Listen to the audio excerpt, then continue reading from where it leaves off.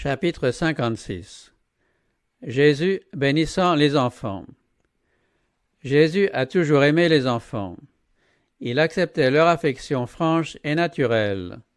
Les louanges de reconnaissance qui sortaient de leurs lèvres pures, comme une douce musique à ses oreilles, réconfortaient son esprit oppressé par le contact des hommes rusés et hypocrites. Où qu'il allât, par son aspect bienveillant et son accueil si doux, le Sauveur gagnait l'amour et la confiance des enfants. Les Juifs avaient l'habitude d'apporter leurs enfants à quelque rabbin pour qu'il les bénît par l'imposition des mains. Mais les disciples trouvaient que l'œuvre du Sauveur avait trop d'importance pour qu'on l'interrompît ainsi. Quand les mères vinrent à lui avec leurs enfants, les disciples, jugeant que ces petits étaient trop jeunes pour retirer quelque bien d'une entrevue avec Jésus, leur jetèrent un regard de mécontentement. Ils supposaient que leur présence serait pour le maître une occasion de déplaisir, sans penser que c'était leur propre attitude qui peinait Jésus. Le Sauveur comprenait la sollicitude et les soucis des mères s'efforçant d'élever leurs enfants suivant la parole de Dieu. Et c'est lui-même qui, ayant entendu leurs prières, les avait attirés en sa présence. Une mère ayant quitté sa maison avec son enfant pour se mettre à la recherche de Jésus, parla en route de son projet à une voisine, et celle-ci voulut que Jésus bénît aussi ses enfants. Plusieurs mères vinrent ensemble, amenant leurs petits, dont quelques-uns avaient dépassé l'âge de la première enfance. Quand ces mères eurent fait connaître leurs désirs, Jésus accueillit avec sympathie leur timide requête, accompagnée de larmes. Mais il voulut voir quelle serait l'attitude des disciples. Et quand, pensant lui faire un plaisir, ils se mirent en devoir de renvoyer ces femmes, il leur montra leur erreur en disant « Laissez venir à moi les petits enfants, et ne les en empêchez pas, car le royaume de Dieu est pour leurs pareils. » Il prit les enfants dans ses bras, plaça ses mains sur eux, et leur donna la bénédiction qu'ils étaient venus chercher. Les mères retournèrent chez elles, consolées et fortifiées par les paroles du Christ, prêtes à reprendre leur fardeau avec un nouveau courage et à se dépenser joyeusement pour le bien de leurs enfants. Les mères d'aujourd'hui doivent recevoir ces paroles avec la même foi. Le Christ est tout aussi bien de nos jours un sauveur personnel qu'au temps où il vivait comme un homme parmi les hommes. Il est le soutien des mères aujourd'hui, comme à cet instant où il prenait dans ses bras les petits enfants de la Judée. Les enfants de nos foyers ont été payés de son sang aussi bien que les enfants d'autrefois. Jésus connaît le fardeau qui pèse sur le cœur de chaque mère. Sa propre mère eut à lutter contre la pauvreté et les privations. Il peut donc sympathiser avec toute mère dans son labeur. Il entreprit un long voyage pour mettre fin à l'anxiété d'une femme cananéenne. Il est prêt à en faire autant pour les mères d'aujourd'hui. Il rendit à la veuve de Naïn son fils unique, et, sur la croix, pendant son agonie, il se souvint de sa mère. Aujourd'hui, il est touché par la douleur d'une mère. Auprès de lui sont la consolation et le secours pour toute peine et pour toute nécessité. Que les mères apportent à Jésus leur perplexité. Elles recevront de lui une grâce suffisante pour s'occuper de leurs enfants. La porte est ouverte à toute mère qui voudrait déposer son fardeau aux pieds de Jésus. Celui qui a dit « Laissez venir à moi les petits enfants et ne les en empêchez pas », continue d'inviter les mères à lui amener leurs petits enfants pour qu'ils les bénissent. Grâce à la foi d'une mère en prière, même le tout petit enfant qui se trouve dans ses bras peut demeurer à l'ombre du Tout-Puissant. Jean-Baptiste fut rempli du Saint-Esprit dès sa naissance.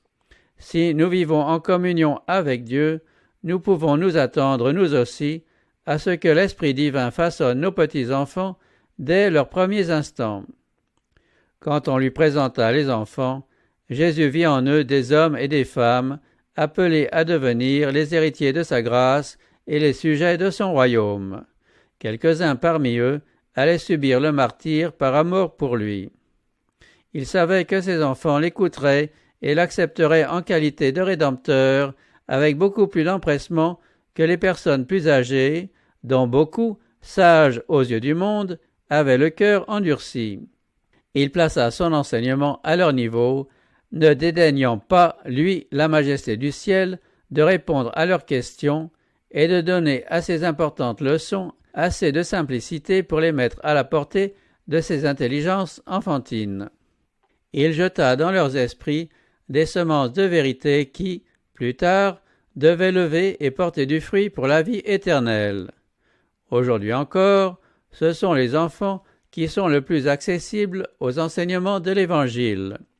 Leurs cœurs sont ouverts aux influences divines et retiennent fortement les leçons apprises.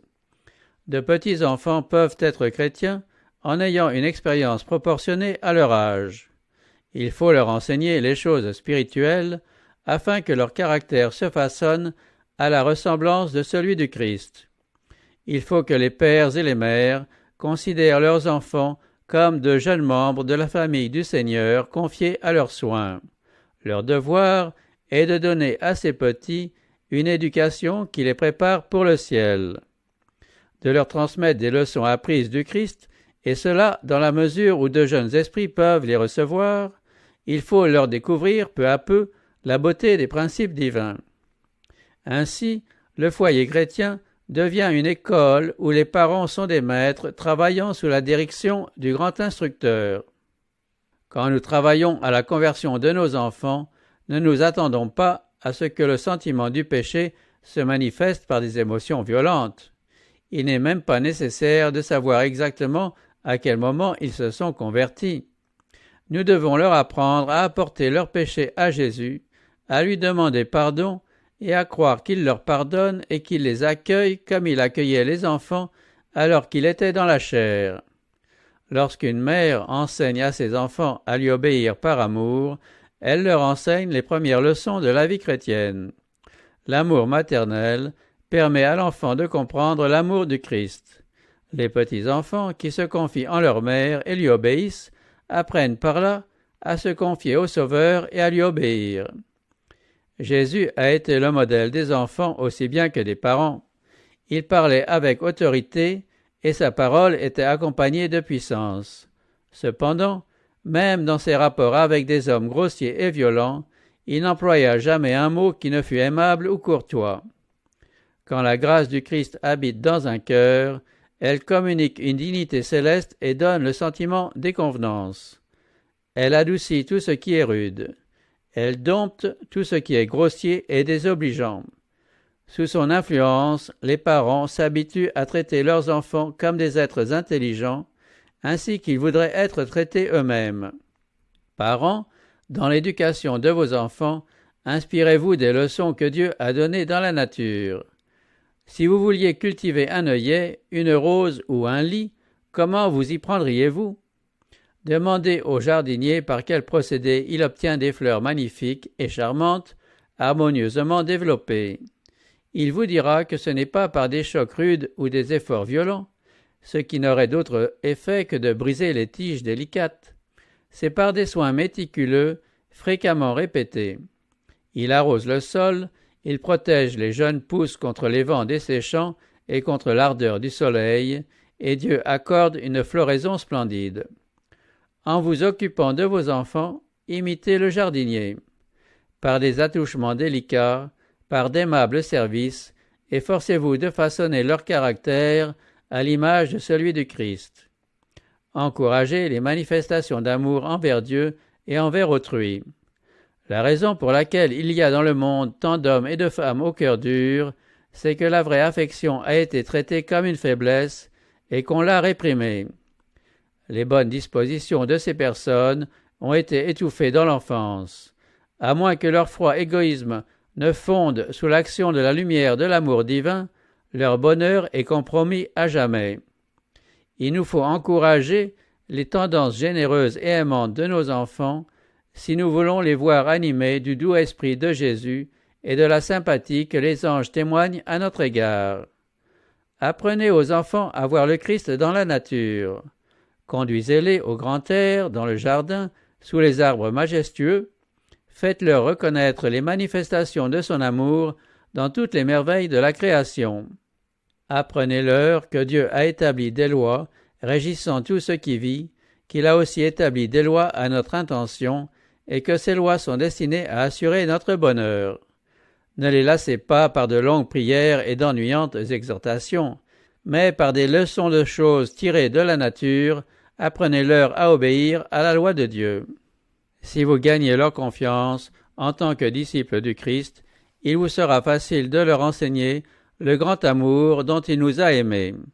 Quand vous vous efforcerez d'exposer clairement les vérités du salut, et que vous dirigerez les enfants vers le Christ comme vers leur sauveur personnel, vous aurez des anges à vos côtés. Le Seigneur accordera aux parents cette grâce, réussir à intéresser leurs petits-enfants à la belle histoire de l'enfant de Bethléem, qui est le seul espoir du monde.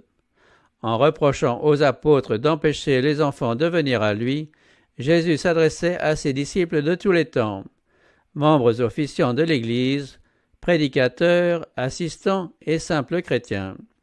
Jésus attire les enfants et il nous dit « Laissez-les venir ».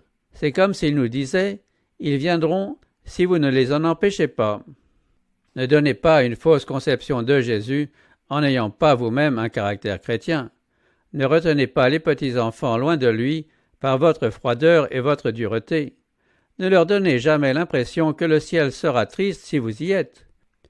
Ne parlez pas de la religion comme d'une chose que les enfants ne sauraient comprendre et n'agissez pas comme si vous pensiez qu'ils n'accepteront pas le Christ pendant leur enfance. Ne commettez pas l'erreur de leur donner l'impression que la religion du Christ est quelque chose de lugubre et que, pour venir au Sauveur, ils doivent renoncer à tout ce qui fait le bonheur de la vie. Accordez votre coopération au Saint-Esprit quand vous le voyez agir sur les cœurs des enfants. Enseignez-leur que le Sauveur les appelle, que rien ne saurait lui procurer une joie plus grande que le don d'eux-mêmes à lui, dans la fleur et la fraîcheur de la jeunesse. C'est avec une infinie tendresse que le Sauveur considère les âmes qu'il s'est acquises par son propre sang. Elles sont le prix de son amour. Il a pour elles une affection inexprimable. Sa sympathie ne s'étend pas exclusivement aux enfants les mieux élevés, mais aussi à ceux qui ont hérité d'un caractère pénible. Bien des parents ne savent pas à quel point ils sont responsables des défauts de leurs enfants. Oubliant qu'ils les ont fait ce qu'ils sont, ils ne savent pas traiter ces égarés avec douceur et sagesse. Jésus, lui, considère ses enfants avec pitié, car il connaît la cause de leur infortune. L'ouvrier chrétien peut devenir un instrument du Christ pour attirer ses enfants au Sauveur. Il peut se les attacher en agissant avec sagesse et avec tact. Il peut leur inspirer du courage et de l'espoir, et il aura le bonheur de voir leur caractère tellement transformé par la grâce du Christ qu'on pourra dire à leur sujet « Le royaume des cieux est pour leurs pareils ».